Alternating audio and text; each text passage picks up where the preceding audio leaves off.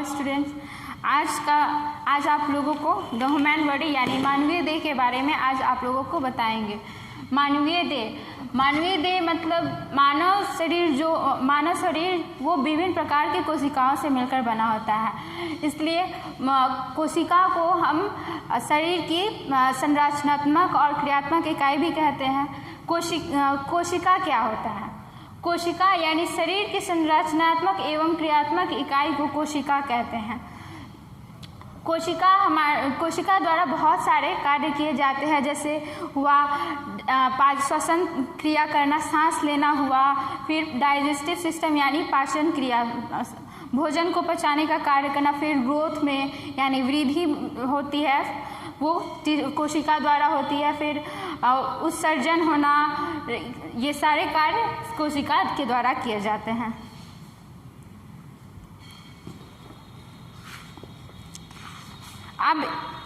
अब टिश्यू किसे कहते हैं? टिश्यू क्या होता है? टिश्यू किसे कहते हैं? समान संरचना एवं प्रकृति वाली कोशिका जो होती है उसे हम टिश्यू कहते हैं। टिश्यू 4 प्रकार के होते हैं। अब टिश्यू क्या होता है?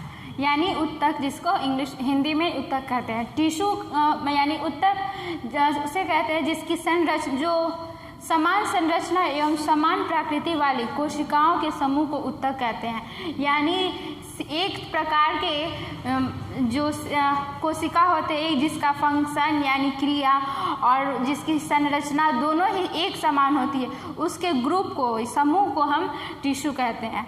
टिश्यू 4 तरह के होते हैं। एक एपिथेलियल टिश्यू और दूसरा है कनेक्टिव टिश्यू जिसको संयोजी टिश्यू उत्तक कहते हैं, मस्कुलर टिश्यू यानी पेशीय उत्तक, चौथा नर्वस टिश्यू यानी तंत्रिका उत्तक। एपिथेलियल टिश्यू किसे कहते हैं? एपिथेलियल टिश्यू मतलब जो हमारे त्वचा के ऊपर पाए जाते हैं, त्वचा के आंतरिक सतह पे जो पाए जाते हैं उसको एपिथेलियल टिश्यू कहते हैं। फिर है कनेक्टिव टिश्यू। कनेक्टिव टिश्यू यानी जो टिश्यू मतलब 2 चीज़ों को जोड़ता है, आपस में जोड़े रखता है, उससे कनेक्टिव टिश्यू कहते हैं। जैसे बोन्स और मसल्स के बीच लिगामेंट्स पाए जाते हैं, बोन्स के बीच लिगामेंट्स पाए जाते हैं, वो एक कनेक्टिव टिश्यू होता है, तो उसे संयोजी उत्तक कहते हैं। फिर मस्कुलर टिश्यू किसे कहते हैं? मस्कुलर टिश्यू यानी बहुत सारे सेल्स बन करके जिस टिश्यू का निर्माण करते हैं, मस्कुलर टिश्यू का निर्माण करते हैं, उसे मस्कुलर टिश्यू कहते हैं। फिर है नर्वस टिश्यू यानी न्यूरॉन्स के ग्रुप को हम नर्वस टिश्यू कहते हैं।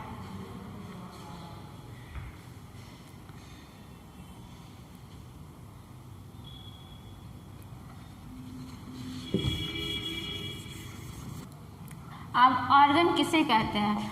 ऑर्गन यानी विभिन्न उत्तक यानी दो या दो से अधिक परस्पर जुड़कर अंग का निर्माण करते हैं। यानी दो या दो से अधिक टिश्यू अगर आपस में मिलते हैं तो वो जाकर एक ऑर्गन का निर्माण करते हैं। ऑर्गन में कौन कौन से आएंगे?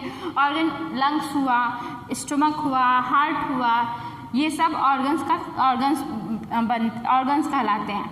लंग्स का कार्य हुआ रेस्पिरेशन में, रेस्पिरेशन जो है, लंग्स जो होता है वो गैस को, एक्सचेंज ऑफ गैस यानी जो हम गैस लेते हैं वो एयर को, हवा को, वो मतलब कि हमारे अंदर ऑक्सीजन को ले करके कार्बन डाइऑक्साइड को छोड़ने में बाहर निकालने में ये लंग्स काम करता है। और फिर दूसरा है स्टमक यानी अमाशय।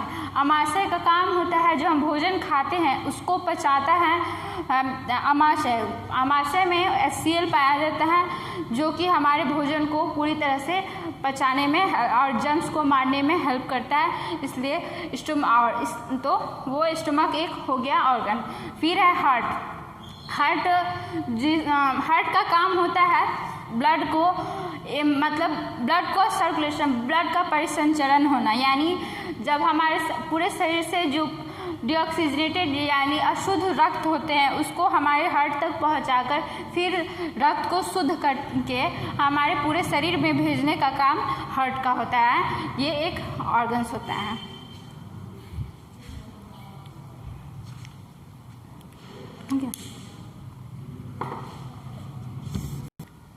अब शरीर के तंत्र व उनके कार्य के बारे में।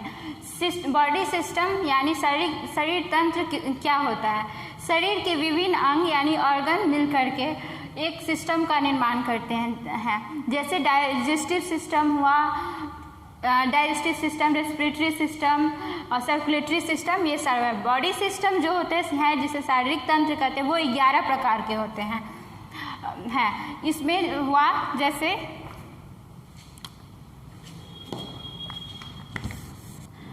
अब सिस्टम, ऑर्गन सिस्टम टोटल 11 तरह के होते हैं।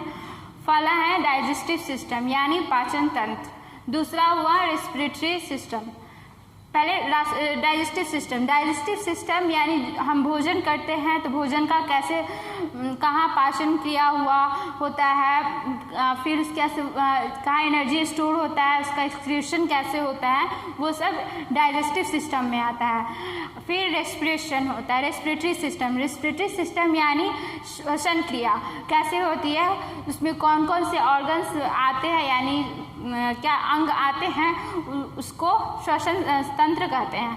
फिर वह सर्कुलेटरी सिस्टम यानी रक्त परिसंचरण में कौन कौन से ऑर्गन्स आते हैं, जैसे हार्ट हुआ, फिर हार्ट से ब्लड लंग्स में आता है यहाँ पे, तो सर्कुलेटरी सिस्टम में ये काम होता है। फिर है सर्कुलेटरी सिस्टम में ये सारे ऑर्गन्स आते हैं। फिर यूरिनरी सिस्टम में कौन कौन से अंग आते हैं उनका काम है, उसको हम कहते हैं मूत्रीय संस्थान।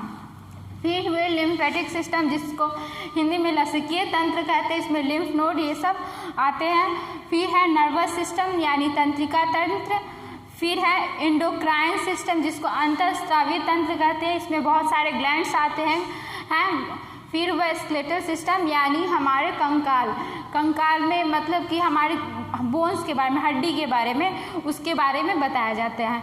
फिर है इंटीग्यूमेंट्री सिस्टम यानी अध्यवर्णीय तंत्र जिसमें स्किन से जुड़े मतलब स्किन से रिलेटेड जैसे डर्म, मेसोडर्म, इंडोडर्म होते हैं उनके बारे में बताया जाता है। फिर रिप्रोडक्टिव सिस्टम, मेल रिप्रोडक्टिव हुए, फीमेल रिप्रोडक्टिव में कौन कौन से अंग आते हैं उसे हम रिप्रोडक्टिव सिस्टम में लाते हैं।